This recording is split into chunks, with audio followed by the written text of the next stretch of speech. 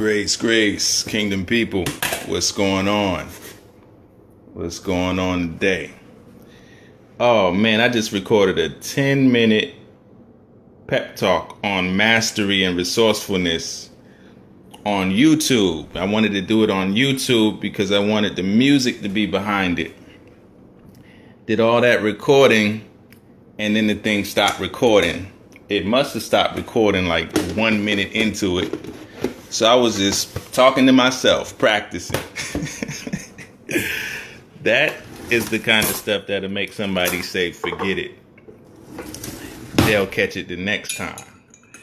But so it's going to be shorter because I don't have time now. I gave myself some extra time so I could build a little bit longer today.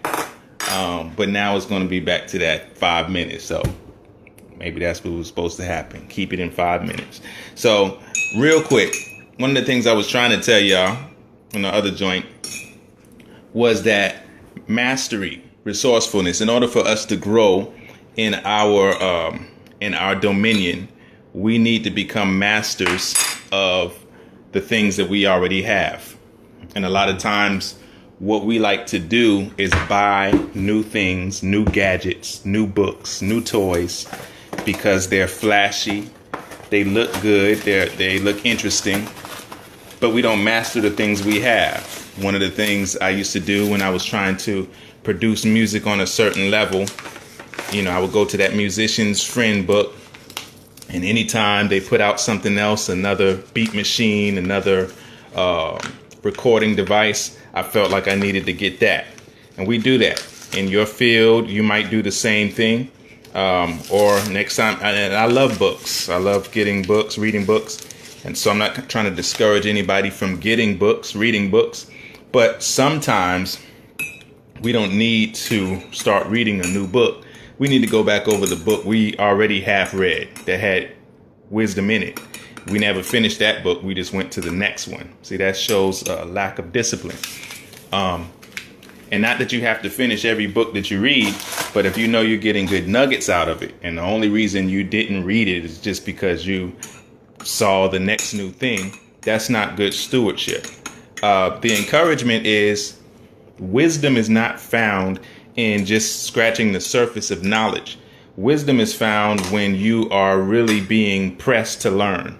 When we're being pressed to learn, it's an uncomfortable thing because it makes us humble. We come to a place where we understand our frailty. We understand our limitations. We understand where we are not on that level and we need to come up. We come face to face with our weaknesses. So many people don't like to learn. So instead of reading the manual to the devices we already have, the instruments, the tools we already have, so that we can become more proficient in using them, we'll just buy the next thing because it promises to be easier to use.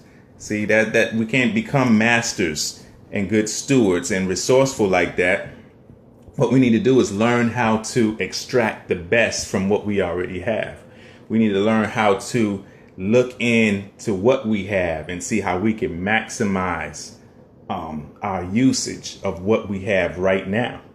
See, that's where you move beyond apprenticeship. You move beyond base level knowledge and just becoming a hearer. You move to become a practitioner and then move from craftsmanship to mastery. When you can intuitively understand things in and out, you can take two separate laws of a thing and combine them together to create a new thing. Creativity is not just being sporadic and being impromptu. Creativity comes from having deep wisdom and knowledge and experience with a particular thing where you have, I like what Dr. Miles Monroe says, where you understand it. Now, we always say understand, and we use the word understand as if it means comprehend. But you can comprehend something that you don't understand. What's the difference? Comprehend something, you are aware of what it is, the basic concepts, you get it. But when you understand something, you stand under the spirit of the thing. You stand under the wisdom of that thing. You submit to the laws that govern that thing. And then you become one with what you understand.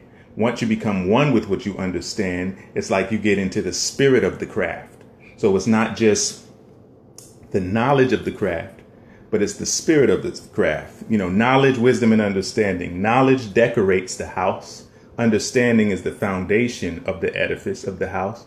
And wisdom is the building of the house. So you have to be a wise master builder, become wise through practice and training. But you have to be built upon understanding, where you stand under the spirit of the revelation of that thing. And then knowledge just decorates the house and makes it look fly. The knowledge, what it does is it puts ornaments on the edifice and draws people to it, attracts people to it. But there are basic levels of knowledge and there are deeper levels of knowledge. So I'm talking about going beyond rhetorical knowledge. Even right now, excuse me, even right now, we can hear something and we say we know it because we heard it. Now, you don't know it because you heard it. You are aware, but you don't know it until you interact with it. You don't know it until you build with it. You don't know it until you are defeated by it. See, that's when we start really getting into knowledge and understanding. Excuse me, I'm putting this stuff on. That's when we start really getting into knowledge and understanding, when we are defeated by a thing, where we're stumped by it, and we have to be broken down and built back up. So be resourceful. Don't be lazy. Don't go and try to get the next best thing to save you, that you're not going to study, that you're not going to pull out the manual on, but learn how to be resourceful and maximize what you already have. Now I'm running late, so I got to get up out of here, because that's the worst thing you can do, is try to motivate people to be leaders and be on point, and then be late in the process going to work. So grace and peace. I talk to you. God bless you.